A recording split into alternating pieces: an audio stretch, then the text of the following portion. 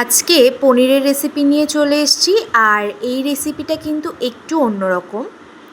যারা দামোদর মাস বা নিয়ম সেবার মাস পালন করে থাকেন তারা অনেকেই অনেক কিছু আহার করেন না, আবার অনেকেই সেদ্ধ খান, বা যারা সেদ্ধ খেতে পারেন না তারা এইভাবে পনির বা অন্যান্য সবজি রান্না করে খেতে পারেন। তো সেটা মাথায় রেখেই আমি আজকের পনিরের রেসিপিটা তৈরি করেছি। তো চলো দেখে নেওয়া যাক আমাদের আজকের পনিরের রেসিপিটা। পনিরটাকে কেটে সাদা তেলের মধ্যে পনিরটাকে এইভাবে লাল লাল করে ভেজে নিয়েছি। এবার মশলাতে নিয়েছি জিরে আর আদা বাটা, কাজু বাটা আর একটু দই ফেটিয়ে নিয়েছিলাম। এবার কড়াইতে একটু সাদা তেল দিয়ে 4-5টা এলাচ, 2টো দারচিনি আর কয়েকটা লবঙ্গ দিয়ে ফোড়ন দেওয়ার পরে ওই আদা আর জিরে বাটাটাকে দিয়ে ভালো করে নাড়িয়ে চাড়িয়ে নিচ্ছি।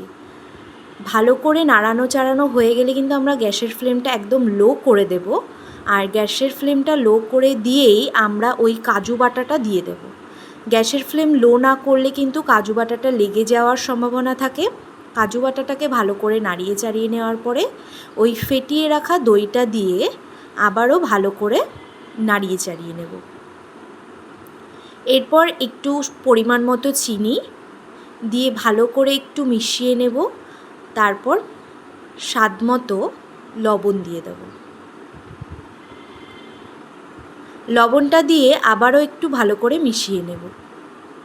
যেহেতু এই রেসিপিটাতে কাঁচা লঙ্কা বা শুকনো লঙ্কা কিছুই ব্যবহার করা যাবে না, তাই কয়েকটা চই টুকরো করে কেটে এটার মধ্যে দিয়ে দেব। দিয়ে ভালো করে মিশিয়ে নেব।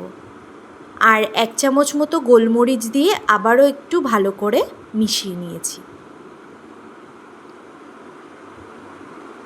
আমাদের মশলাটা কিন্তু প্রায় কষানো হয়ে এসছে। এরপর একটু পরিমাণ মতো জল দিয়ে দেব। খুব বেশি জল দেব না। জলটা দিয়েই গ্যাসের ফ্লেমটা কিন্তু হাই করে দিয়ে ঢেকে দিতে হবে।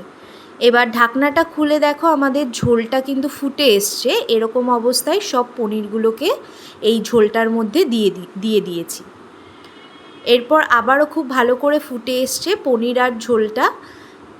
আমাদের পনির কিন্তু প্রায় হয়ে এসছে। এরকম অবস্থায় ওপর থেকে একটু ঘি আর 1 চামচ মতো গরম মশলা ছড়িয়ে দিলেই রেডি আমাদের পনির। আর এইভাবে একবার পনিরটা ট্রাই করে দেখো, অসাধারণ খেতে হয়।